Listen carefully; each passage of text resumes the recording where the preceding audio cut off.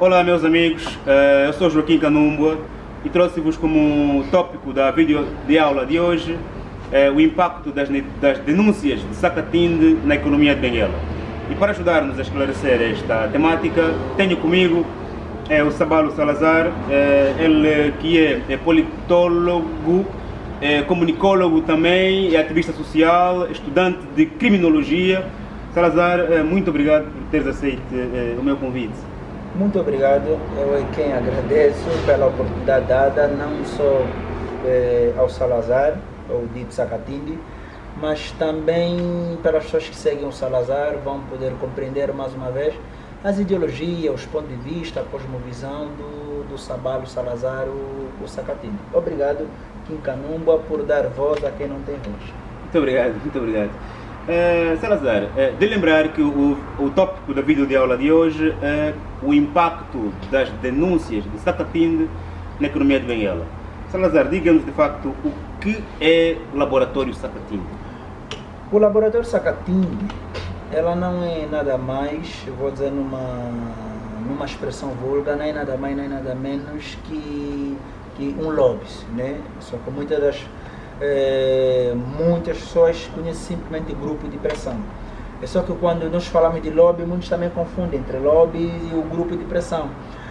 Um grupo de pressão, ela não pode ser um lobby, mas um lobby, ela pode se converter como um grupo de pressão. Nós estamos, o Laboratório Sacatinde, ela surge na necessidade de poder corresponder com as expectativas da sociedade, porque nós temos uma sociedade democrática e não existe a democracia com uma administração sem fiscalização. E nós surgimos para fiscalizar a administração pública, porque se a democracia ela dá o poder ao povo e não ao poder ao gestor público, é a razão pela qual o Laboratório Sacatinde surge, é um lobby, né, para poder fiscalizar o que realmente pertence ao povo. Do ponto de vista das classes sociais, é possível o Sacatinde dizer-nos se luta pelas classes sociais mais baixas, médias ou altas? Ou seja, as suas denúncias, as suas lutas são em função de uma particular classe social? Nós não lutamos por uma classe, nós não lutamos por uma classe média ou por uma classe alta ou por uma classe baixa. Nós lutamos pelo aquilo que a nossa Constituição nos confere, porque nós estamos num país democrático e de direito, onde existe um princípio de igualdade, que todos nós somos iguais perante a lei. A partir do momento que eu lutar por uma classe, eu estou a ferir o princípio de igualdade. Eu não posso ferir esse princípio de igualdade. E nós não podemos ferir este princípio. Nós temos que respeitar a lei estabelecida na Constituição da República, que é na Carta Magna. E neste dado momento, nós estamos simplesmente para criar uma boa regra de convivência numa sociedade onde as pessoas podem agir pela via de meritocracia, que tenhamos o direito para todos. E nesse direito para todos, né, que abre leque, né, que as pessoas não se tornam refém de uma determinada classe, porque tem pessoas na nossa sociedade, né, que tenham o poder político, o poder econômico, né, e estas pessoas que têm poder político e poder econômico normalmente estão na classe alta e na classe média, né, e a classe média, a classe baixa, ela é completamente subjugada por essas duas classes, né, e nós, dentro do princípio de igualdade, queremos lutar para que a classe média e a classe alta não se sintam detentores de poder. Porque nós temos uma classe completamente, ou um regime completamente criminoso, né? E este regime completamente criminoso, né? Agora surge o Laboratório Sacatinde para lutar com que haja não simplesmente uma classe para ter oportunidade, mas que todas as classes, tanto faz média e alta e baixa, elas venham sentir, né, estar nesse patamar ou nessa pirâmide por intermédio da via de meritocracia, da sua própria luta, não é por intermédio do cabritismo, do nepotismo, do amiguismo, para se apoderarem de certas coisas que é determinado para todos. Então, a partir deste momento, nós declaramos que não estamos a favor nem da classe média, nem da classe alta, nem da classe baixa. Nós queremos direito para todos. E esse direito tem que se fazer sentir, tem que se refletir na vida do cidadão. Este direito que nós precisamos, não estamos simplesmente focados num determinado grupo. É possível falarmos do Sacatinde como uma forma de empreendedorismo social? É possível, sim. Ponto número 1. Porque não existe em nenhuma face da Terra, em alguns países, né, que são como paradigmas, né, de outros, no sentido do desenvolvimento. Não é crescimento, né, porque muita gente confunde também desenvolvimento e crescimento. O crescimento é tipo construir quilamba, Centrada do Lubito, da Catumbela, da Bahia. Isso aqui é crescimento São Betão. Nós estamos a falar no desenvolvimento, que é as receitas pecuniárias do país se refletir na vida do cidadão. Quer dizer que diminui o índice de desemprego, saúde condigna, a educação assim, isso aqui, né, é que são desenvolvimento, né? A economia do país se refletir na vida do cidadão. Agora, e também esses países, né, é só para salientar que em todos os estados saudáveis, em todas as sociedades saudáveis, 70% do emprego quem fornece é entidade privada, não entidade estatal. Então, só que em Angola não, nós temos um sistema doentio, né, e que é detentor de tudo, né, que faz refém até a sua própria sociedade.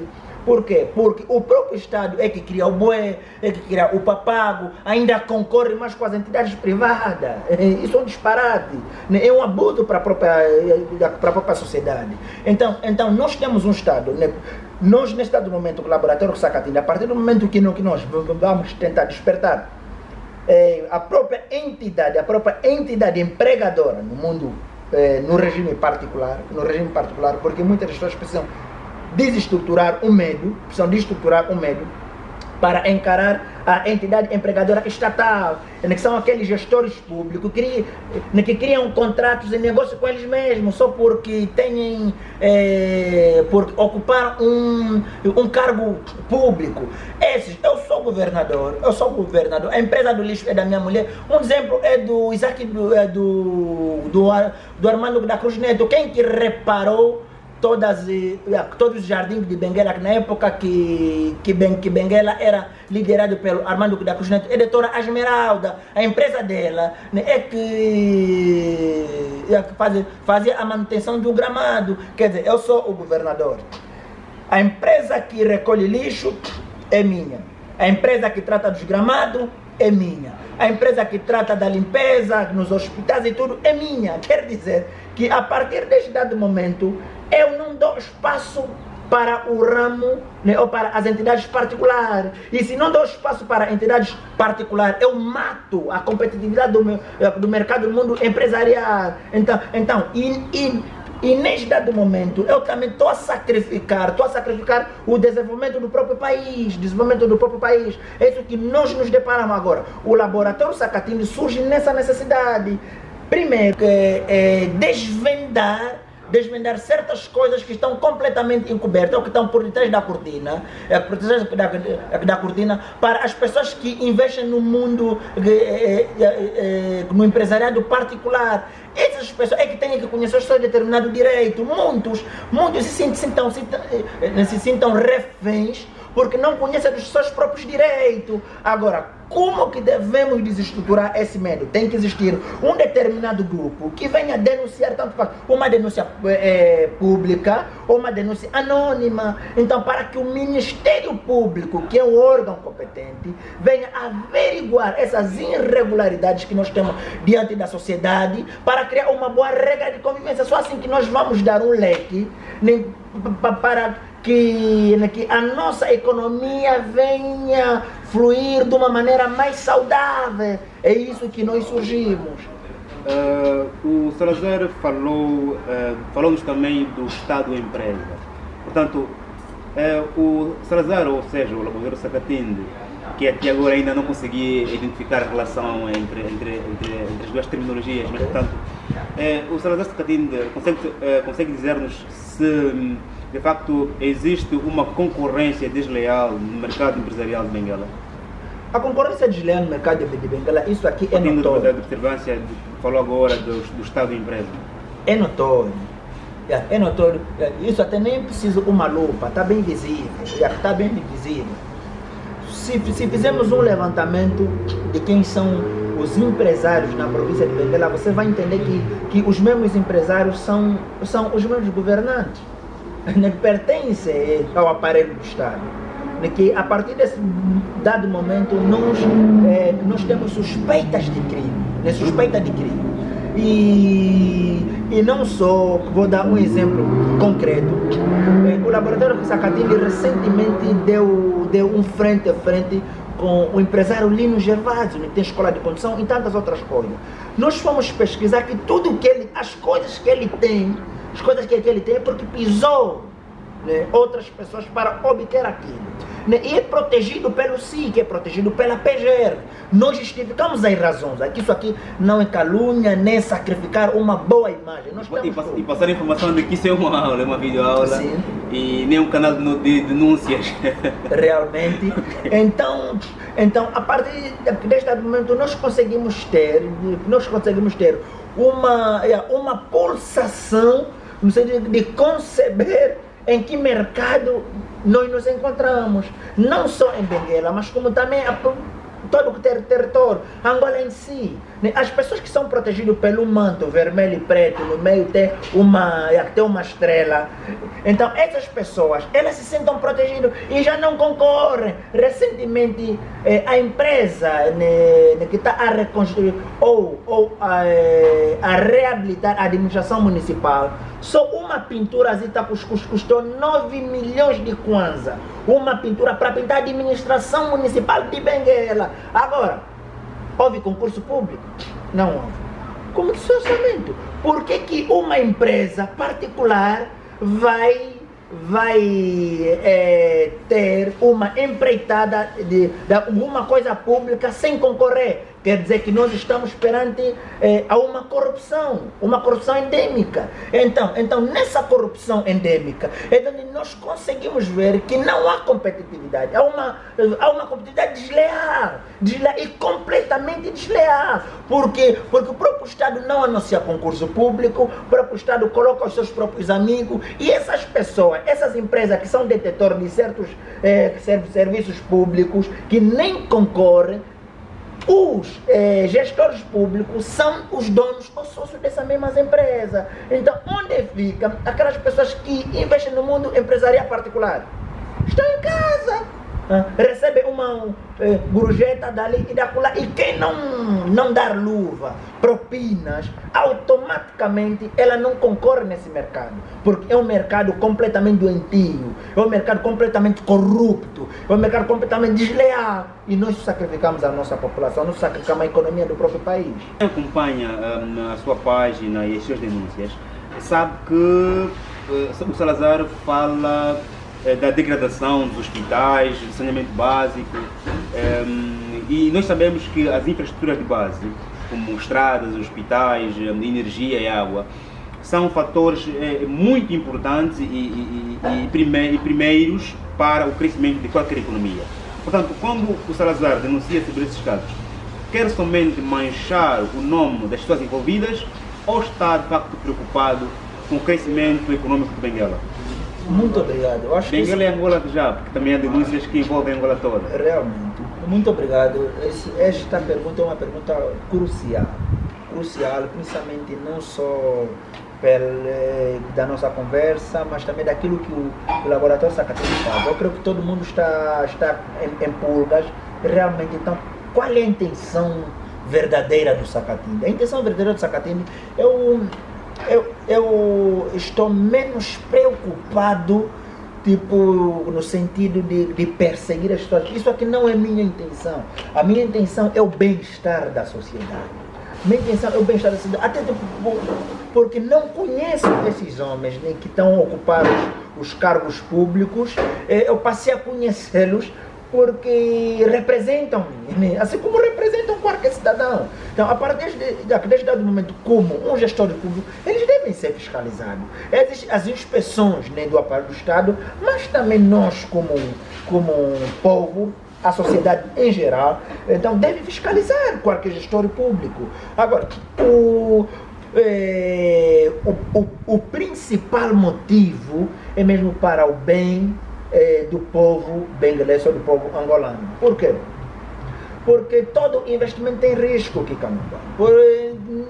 Meu irmão, se tu tens um poder econômico, certas visões, você não vai investir numa província onde não tem saneamento básico, não há luz, não há saúde.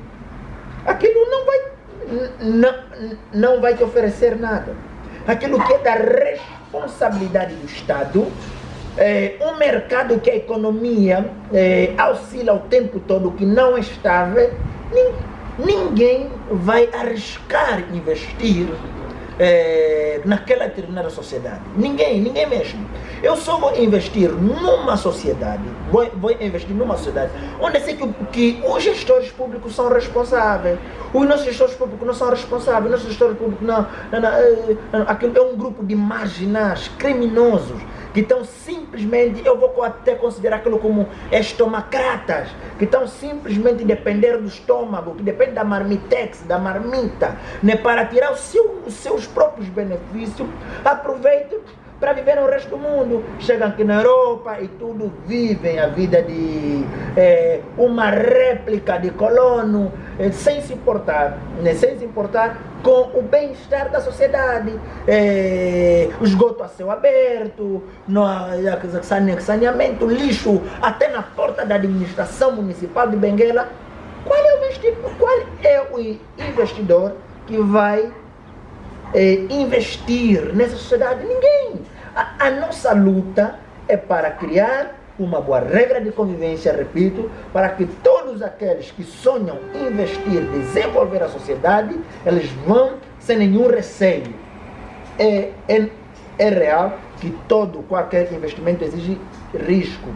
São 3 princípios: como investir, para que investir e onde investir. Então esses princípios regem qualquer empreendedor, mas a nossa luta é para o bem social, econômico do nosso país ou da nossa sociedade no geral. Do ponto de vista do crescimento econômico, tens sentido o feedback das tuas notícias, das tuas denúncias? Achas que o que tens feito tem efeito na economia de Benguela? Olha, daquilo que eu tenho feito, das nossas denúncias, para mim tem sentido efeito. É feito porque muita gente não ver agora, porque nem toda mudança gera desenvolvimento. Isso aqui é algo bem visível, nem toda mudança gera desenvolvimento. Mas a nossa mudança realmente é uma das mudanças que gera desenvolvimento. Agora, um gestor público, antes de fazer uma coisa, ele pensa: Sacatinde está aqui, quem é o Sacatinde aqui? As pessoas na sociedade geral, agora em Benguela, antes de cometer um determinado crime, já pensam: será que Sacatinde está aqui? Um dos exemplos básicos é ontem no sorteio da centralidade do Lubito, né? O diretor da Imogestim já ficou ali a pensar: eu já vou sair em certas redes sociais, já estou famoso. Porque não tardou, porque sabia que o Sacatinde já reportou, nós já estávamos lá a acompanhar aquela toda engenharia maquiavélica. Então é nisso. O antigo, a diretora do INADEC, por intermédio da denúncia de Sacatinde, hoje está detida e certas coisas lhe foi retirada.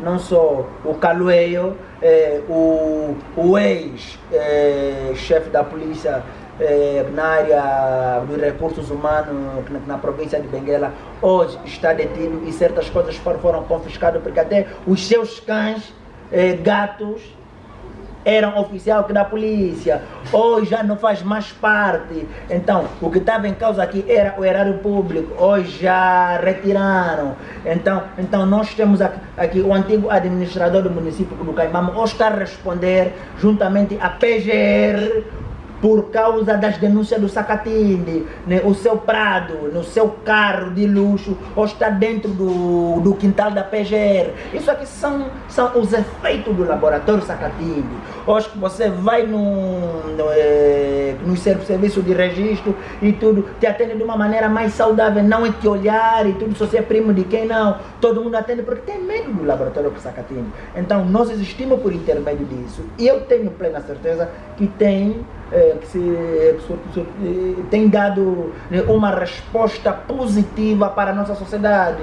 Muitos podem não encarar por uma raiva antiga, por revanche, porque toquei no seu primo, no seu chefe e tudo, mas para as pessoas, eu todos os santos já tenho recebido mensagem: olha, muito obrigado, Sacatini e tudo, e nós também temos constatado os novos ares na província de Benguela. Do ponto de vista da sanidade corporal, psicológica, social e do crescimento econômico, como é que enquadra as suas denúncias ligadas à prostituição?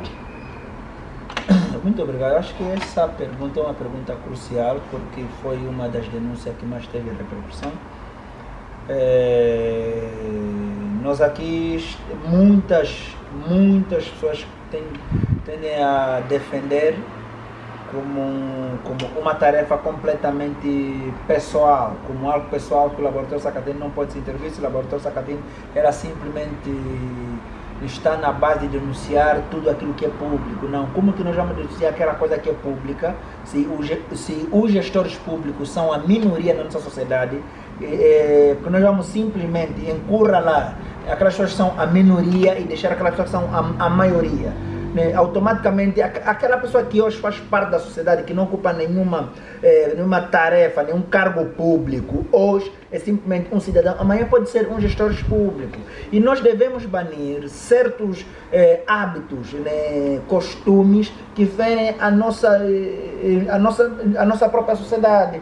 Há certos princípios sociais que não se devem admitir em África. Muita gente fala: não, a prostituição é uma profissão antiga, desde o tempo remoto. Ok, lamento informar, mas também tenho de dizer, na minha própria espiritualidade africana, a prostituição ela não é aceite, no nosso legado nós não nos revemos. Eu não conheço o meu avô ou uma minha avó que sustentou seus próprios filhos por intermédio da via da prostituição. Automaticamente há certos valores morais que nós devemos preservar dentro da nossa própria sociedade.